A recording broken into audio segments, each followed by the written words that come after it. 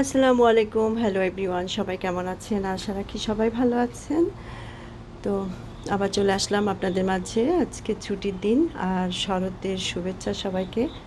এখানে তো ফল শুরু হয়ে যাচ্ছে, তো রোদটা এখন অনেকটা বেশ নরম। তো বাইরে কিছুক্ষণ বসলাম, বসে একটু কফি খেলাম আর প্রকৃতিটা মানে মিষ্টি একটা রোদ ছিল এতক্ষণ, সেটাকে উপভোগ করলাম। এখন কিন্তু রোদটা বাড়ছে।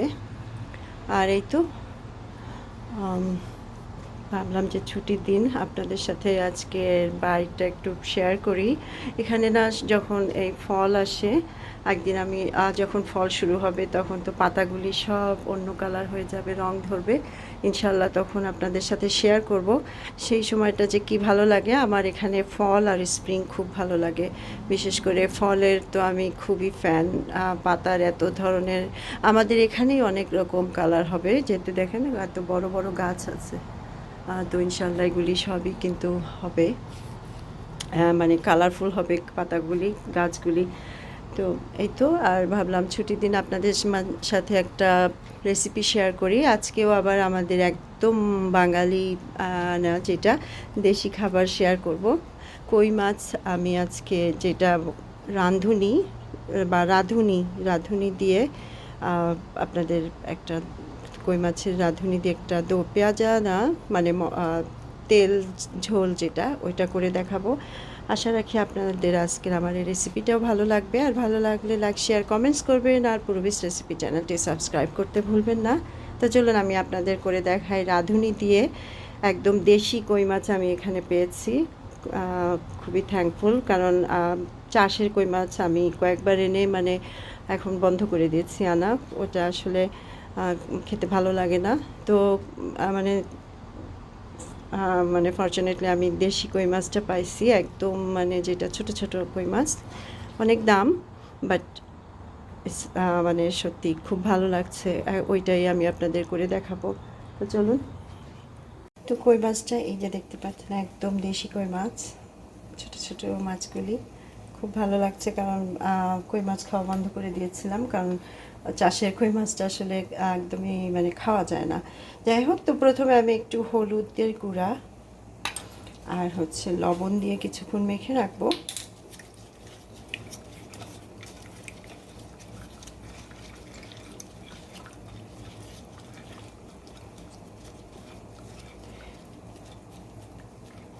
তো লবণ আর হলুদ দিয়ে মাছটা কিছুক্ষণ এরকম 5-10 মিনিট থাকলে মাছের মধ্যে কিন্তু লবণটা চলে যাবে, মানে আর এই যে একটু পানি পানি যে হয়েছে, এটাতে কোনো মানে সমস্যা নাই।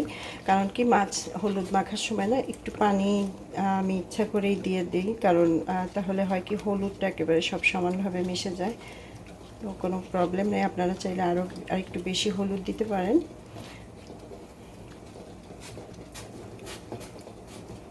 তো এই তো মাছটা একটু 5-10 মিনিট, 5 থেকে 10 মিনিট ম্যারিনেট হবে। তারপরে আমি এটাকে হালকা ভাজা করব। সেই তো এই মাছটা ম্যারিনেট হতে হতে আমি আপনাদের মশলাটা তৈরি করে দেখাচ্ছি, কি কি মশলা এখানে দিব। তো মশলাটা আমি এখানে কি কি দিচ্ছি, এখানে আমি 1/2 টিস্পুন লাল মরিচের গুঁড়া নিয়েছি, 1 টিস্পুন ধনিয়ার গুঁড়া, 1.5 টিস্পুন জিরার গুঁড়া, আর 1 টিস্পুনের চেয়ে কম হলুদের গুঁড়া। কারণ আমার এই হলুদের রঙটা খুব বেশি গাঢ়, তাই 1/2 টিস্পুনই যথেষ্ট। তো এবার আমি এখানে কিছুটা পানি দিয়ে মশলাটা গুলে রাখবো।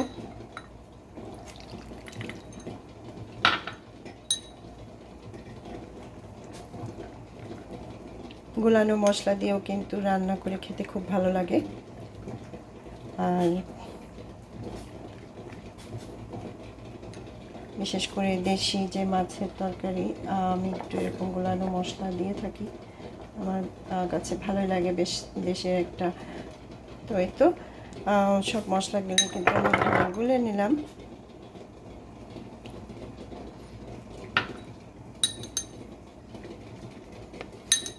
এটা এখানে থাকুক। এবার আমি আপনাদের দেখাচ্ছি, এই হচ্ছে সেই আমাদের দেশের হিং বা রাঁধুনি মশলা, রাঁধুনি যেটা মানে এই যে হিং,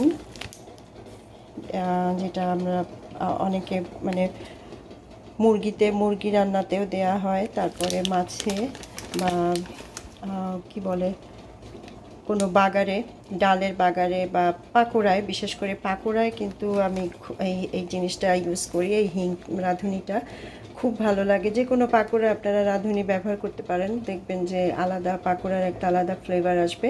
যাই হোক, আমি রাঁধুনি এখানে নেব হাফ টিস্পুন, খুব বেশি দিতে হবে না কারণ রাঁধুনি কিন্তু খুব স্ট্রং। এই রাঁধুনিটা আমি কাঁচামরিচ, আর এখানে দিচ্ছি 2টা কাঁচামরিচ, আর আমি এখানে একটা মানে হোল একটা মিডিয়াম সাইজের পেঁয়াজ দিয়ে ব্লেন্ড করব। তো আমি ব্লেন্ড করার সময় অবশ্যই আপনাদের দেখাবো। তো রাঁধুনিটা কিন্তু হাফ টিস্পুন নিলাম, আর 2টা কাঁচামরিচ, আর দেবো কী বলে পেঁয়াজ। তো এই তো এখানে আমি প্রায় একটা হোল পেঁয়াজ দিয়ে দিচ্ছি, কিন্তু মাঝারি সাইজের। দিয়ে দিব একটু পানি। কাঁচামরিচ আর রাঁধুনিটা আমি আগেই দিয়ে দিছিলাম, এটাকে এখন আমি ব্লেন্ড করে নেব। কাঁচামরিচ, পেঁয়াজ আর হিং ব্লেন্ড করার সময় আমি এখানে দিয়ে দিচ্ছি কয়েক টুকরা রসুন। আদা আমি দেব না, প্রায় ছোটো 4-5 টুকরা রসুন আমি এখানে দিয়ে দিচ্ছি। শুধু আদার কোনো ফ্লেভার থাকবে না, শুধু রসুন দিয়েই করব। তো আমি এবার এটাকে খুব ভালো করে ব্লেন্ড করে একটা পেস্ট তৈরি করে নিচ্ছি। তো পেঁয়াজ, রাঁধুনি আর কাঁচামরিচ, রসুনের পেস্টটা হয়ে গেছে। এবার আমি এখানে মাছটা ভাজবো।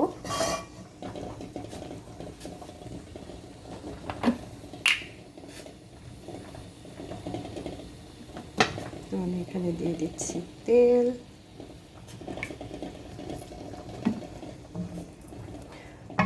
ব্লেন্ড করার সময় রাঁধুনির একটা খুবই সুন্দর গন্ধ অলরেডি বের হয়ে গেছে।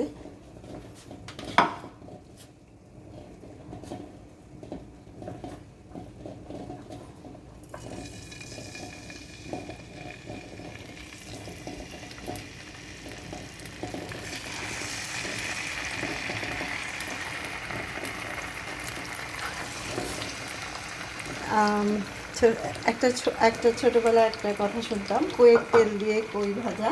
তো এই কুয়ের তেল যদি যেটুকু আপনাদের ভাজার পর বেঁচে যাবে, ওই তেলের সাথে আরেকটু তেল অ্যাড করেই কিন্তু আমি রান্নাটা সম্পন্ন করব। ওটাই হচ্ছে কুয়ের তেলে কই ভাজা। তো এই তো মাছটা একটু 2 পাশে আমি একটু হালকা করে ভেজে নিয়ে তারপরে কিন্তু মশলাটা দিয়ে মাছটা রান্না করব।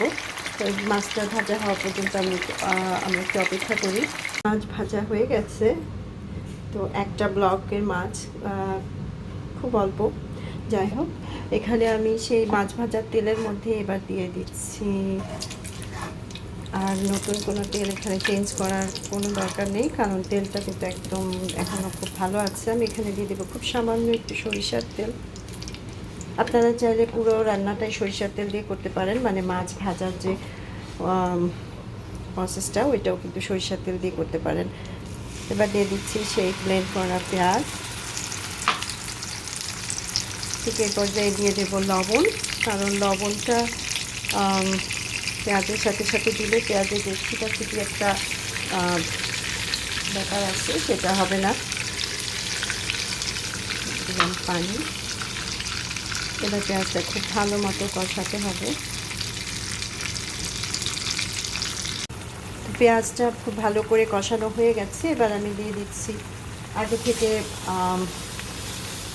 পেস্ট করে রাখা যে হলুদের গুঁড়া, জিরার গুঁড়া আর লাল মরিচের গুঁড়া আর হচ্ছে ধনিয়া গুঁড়া, সেই পেস্টটাও আমি এখানে দিয়ে দিলাম। এবার আমি আরও কিছুক্ষণ রান্না করব, মানে কষাবো মশলাটা। একদম তেলের উপর যখন চলে আসবে তখনই আমি পানি দেব, কারণ প্রথমে তো পেঁয়াজটা আসলে কাঁচা পেঁয়াজ, রসুন খুব ভালো করে কষিয়ে নিতে হয়, তারপরেই হচ্ছে অন্য মশলাগুলি দিলাম। এবার আমি এখানে দিয়ে দিচ্ছি টমেটো পেস্ট। আপনারা চাইলে যখন পেঁয়াজটা ব্লেন্ড করবেন তখনই কিন্তু টমেটো দিয়ে দিতে পারেন, টমেটো কিউব করে কেটে দিয়ে দিলেও হবে। তো আমি আর টমেটো পেস্ট যেহেতু আমার ছিল, আমি পেস্টটাই ব্যবহার করলাম। আপনাদের হাতের কাছে যেটা থাকবে, যদি পেস্ট থাকে পেস্ট দিবেন, আর যদি না থাকে তাহলে আস্ত যে টমেটো সেটাই কিন্তু পেঁয়াজের সাথে ব্লেন্ড করে দেওয়া যায়। তো এবার আরেকটু কষানো হোক, তারপরে আমি ঝোলটা দিব। রাঁধুনির খুব সুন্দর একটা গন্ধ বের হয়ে গেছে, আর কাঁচামরিচ সাথে সব কিছু মিলিয়ে। তো এই রান্নাটা ধনিয়া পাতা না দিলেও চলবে, যেহেতু এখানে রাঁধুনি আছে, ধনিয়া পাতাটা স্কিপ করলেও হবে আপনারা। আর চাইলে আপনারা গার্নিশিংয়ের জন্য একটু ধনিয়া পাতা দিতে পারেন। তো এই তো মশলাটা কষানো হোক, সেই পর্যন্ত আবার একটু অপেক্ষা করি। মশলা কষানো হয়ে গেছে, এবার আমি এখানে দিয়ে দিচ্ছি 1 কাপ গরম পানি। খুব বেশি পানি দেব না, 1 কাপ। আর যদি প্রয়োজন হয় আর একটু পানি হয়তো বাড়িয়ে দিব।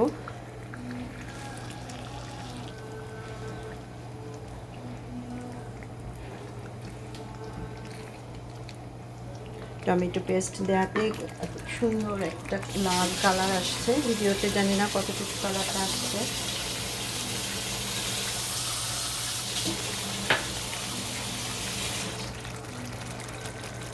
আর একটু পানি দিয়ে দিলাম, প্রায় 1.5 কাপ পানি এখানে দিয়ে দিলাম। এবার ঝোলটা খুব ভালোভাবে রান্না হোক, সেই পর্যন্ত আবার অপেক্ষা করি।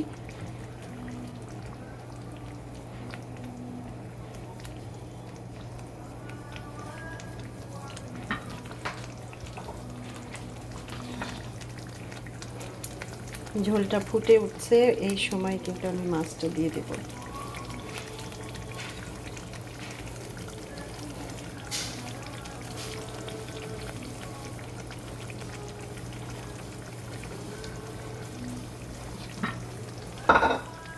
দিয়ে দিচ্ছি কাঁচামরিচ, এটা আমার গাছের কাঁচামরিচ। এত যে সুন্দর আমার গাছের কাঁচামরিচটা, একদম মানে যেটা আমাদের দেশি মরিচ আর কি, সেটা যেমন সুন্দর গন্ধ। প্রথমে না আমি আসলে ছোট একদম কি বলে মানে পরিপক্ক হওয়া না, মানে কয়েকদিন ছিঁড়ে খাওয়াতে আমি ভাবছি যে এটার গন্ধটা ভালো হবে না, কিন্তু আসলে পুরাপুরি মানে পরিপক্ক হওয়ার পরে যখন আমি এটা খাওয়া শুরু করছি, যেমন এত সুন্দর গন্ধ, আর মাশাআল্লাহ ঝালটাও একদম পারফেক্ট। তো আলহামদুলিল্লাহ।